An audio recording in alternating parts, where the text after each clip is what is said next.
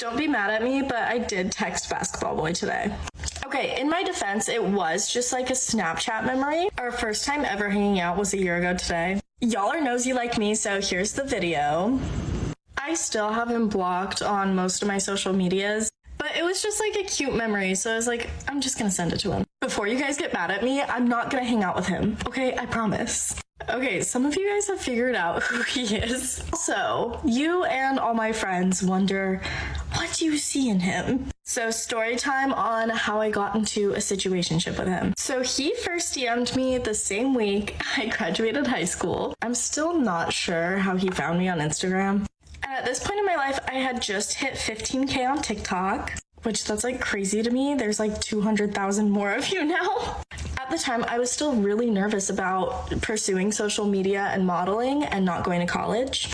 And this man was verified on Instagram, so when I saw that blue check mark in my DMs, I was like, what is this? The first thing he said to me was, hey cutie.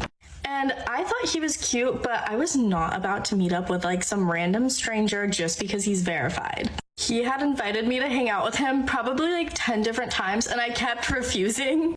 I literally made him FaceTime me like 4 different times before I agreed to meet up with him. And 1 year ago today, I finally met up with him. And social media is his job, right? So I was kind of talking to him about that. And there were a lot of people in my life at the time that were telling me I was making a bad decision. But when I was talking with him, he just kept encouraging me to do it.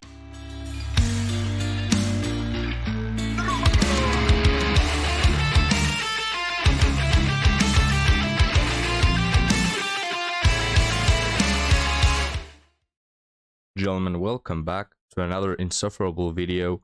Thank you for being here with me as we cover this incredibly deep individual who's looking for everlasting love. Now let's give it a listen, but before that, gentlemen, a lot of you on my latest video have been commenting that I should have a cringe dog. This right here is the cringe dog. He looks kind of in fear, but it's fear that comes out of cringe. So this is the cringe dog. Now let's get started.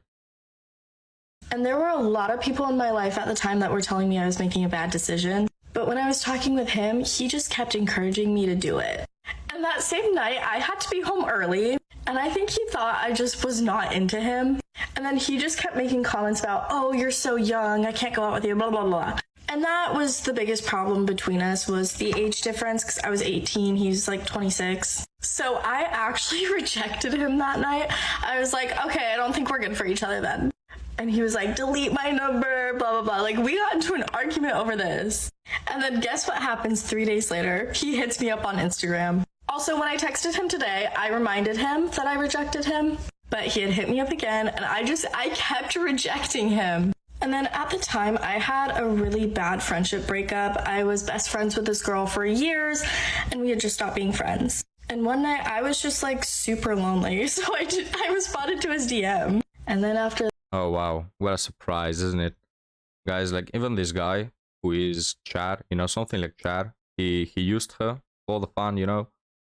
Even he sometimes gets to be a plan B, even Chad, gentlemen, because there's someone, you know, there's always some other Chad that is even more A rank. There's always a bigger fish than the other Chads. So we see this woman, right? So she's attractive, she's a model. And of course, the standards for men are through the roof, through the sky, through the atmosphere. So she has a lot of options. And here and there, when she gets bored, she gets the B rank Chads, you know, and gives them some attention. This one right here is like, we can take a deep dive into how women turn 30 plus and have no commitment, right? It comes with having a lot of options.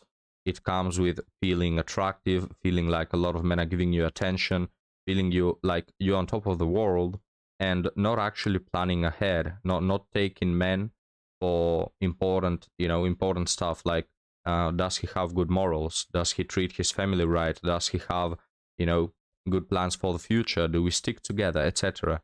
No, she's talking about, oh, he had a blue check mark.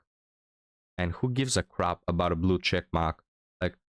He's muscular, you know, and he's famous. He has a blue check mark. And yeah, we've all been there. We've all been, you know, younger and stupid, and we've wanted those superficial things. but still, she's not quite that young. I mean, a few years from now, you would have to be married, you know, if you want to have a healthy family and kids, etc. So, you know, and it's not only that, but she will never grow out of this. She'll never, you know, it's not like in 5 years she will say, ah, I was so dumb back in the day wanting those stupid things, you know, superficial. No, she'll still be the same. She will still want the top guys who have the most money and are the tallest and have the most things going on for them. Stupid things, that is, of course. So yeah, she'll never grow out of it. She'll end up 30, and as her attention starts to fade, she will ask herself, but why don't men want me? You know, why don't men want to commit to me? Everybody wanted to commit to me when I was 20, so what is happening now? And of course, her mind will consume in chaos as her looks start to fade, and nobody wants to deal with her because her personality will be a bag of crap, honestly. But let's continue now. After that, every weekend we were hanging out. And on the weekends, if I was like out with friends, he would literally send an Uber to like the club that I was at. And he would call me and be like, get in the Uber. And then as time went on, it did get toxic. And that's why I eventually cut him off. I don't want to go into details on what happened, but it was bad.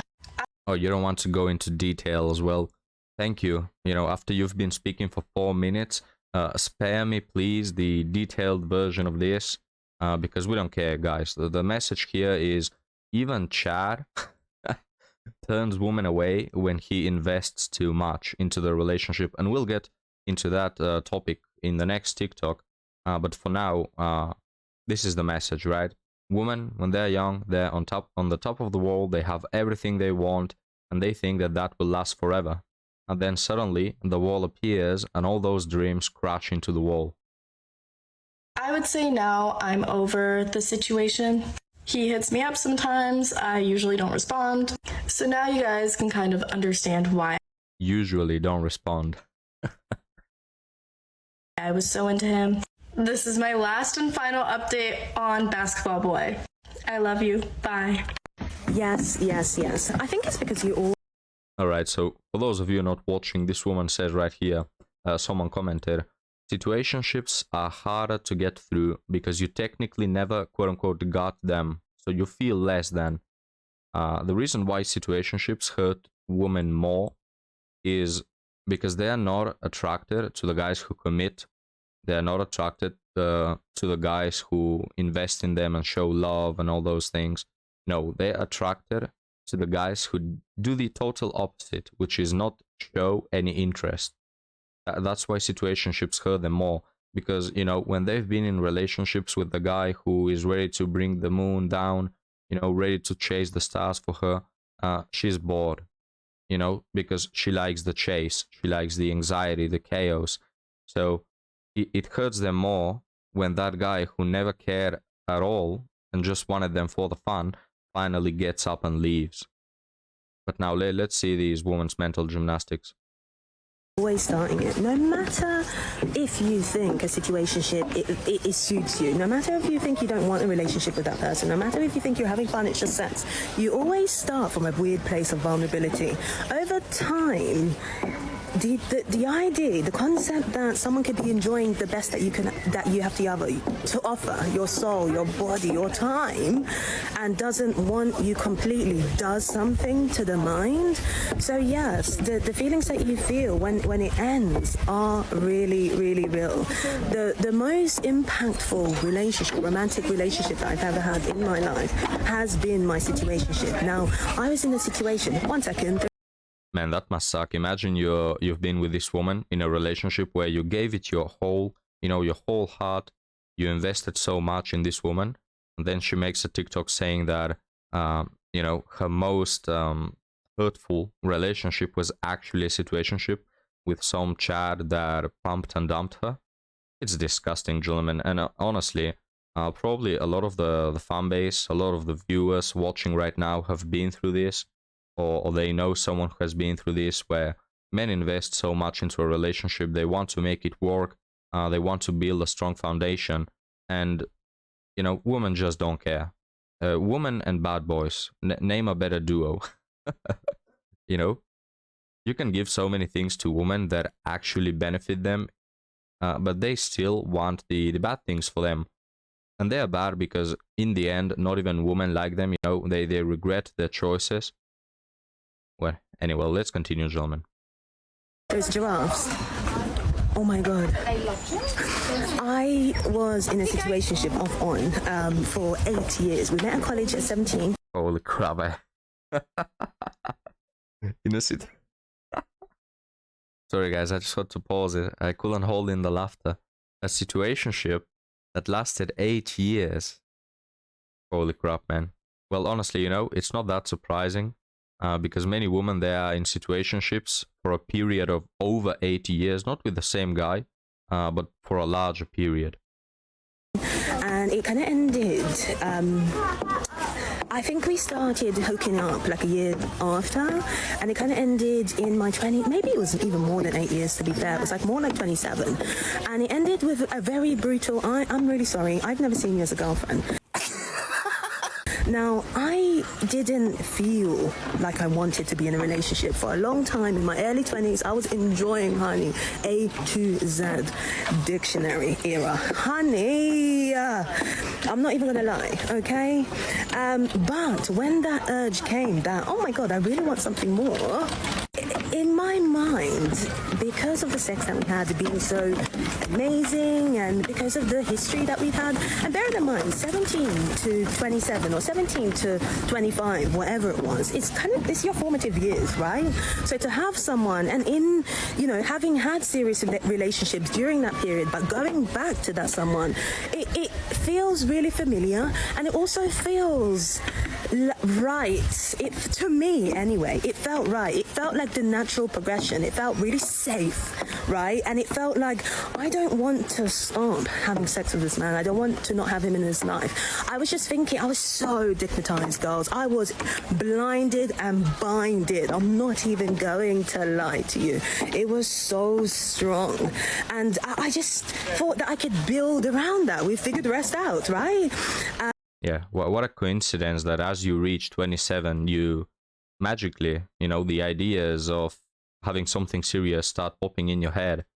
But you don't deserve it. I'm happy the guy just ditched you. He dodged the bullet right there. Guys, no commitment for these women who are having their fun in their 20s and going to clubs and messing around, having all those sort of situationships. And then at 30, they suddenly, you know, say, marry me. No sympathy. Make them stay at the wall where they decided to crash in. You know, they decided what hill they want to die on, so leave them there. No man should ever waste his life, his savings, his mental energy, I'm gonna say, on a woman that doesn't deserve it, that doesn't bring anything back, you know, doesn't bring anything to the table, doesn't give anything in return. Just know. I mean, this is the reason why I started my channel, because throughout my life, before I had the channel and even today, I still see men around who are simps, who are being treated like crap, who feel like they're some sort of superhero for saving a woman. And it always goes wrong. They first off don't save the woman at all. She will just cheat on them, go back to the situationships, or feel bad in a relationship because she's addicted to chaos. They will be miserable in that relationship. They will waste their time, waste their money, waste their, you know, mental sanity. Just know, leave these women to rot, man. That's what they've decided. And no, the answer was no. The answer was no. But that situation taught me more about myself and relationships, and it kind of happened accidentally. Because when I came out of that situation, first of all, it was very lonely. None of my friends knew about it. They were like, huh? It was really weird. I think my sister knew a little bit because we went to college together. So I couldn't really get that support. I didn't know where to put my sadness. I was just, my brain couldn't categorize what happened. And I just had all this ball of feelings that I just didn't know what to do with. And so it was a really strange time. It felt like I was in limbo. It felt really lonely. It felt really sad. And it felt very intense. Are we supposed to feel sad or something? Because I think I'm missing the point, gentlemen. Am I supposed to shed a tear or something? Man, nobody cares. You put yourself in that situation, first off. Second off, you kept going for 8 years. You know, it's not like you slipped for a moment. No, you were actively making the decision to stay in a situationship for 8 years. So who's to blame? And no sympathy, like, you wanted that situationship when you know, reaped the benefits out of it, when you got the attention, the validation, you know, when you got all of that, you got the bedroom fun, you were okay being in a situationship. I'm sure that in that period of 8 years, many men actually tried having something serious with this woman, but she ditched them because she was, you know, her needs were met. But now suddenly, when she started having different needs that the men didn't supply, then suddenly, oh, I now have a problem. Now I am the victim. Right, and I was disappointed as well. I was disappointed. I felt like something familiar that had been in my life for such a long time and was gone. All right, gentlemen. So we'll leave it right here. This woman. Leave me your thoughts in the comments, guys, and I'll be happy to see you next time. Have a good one.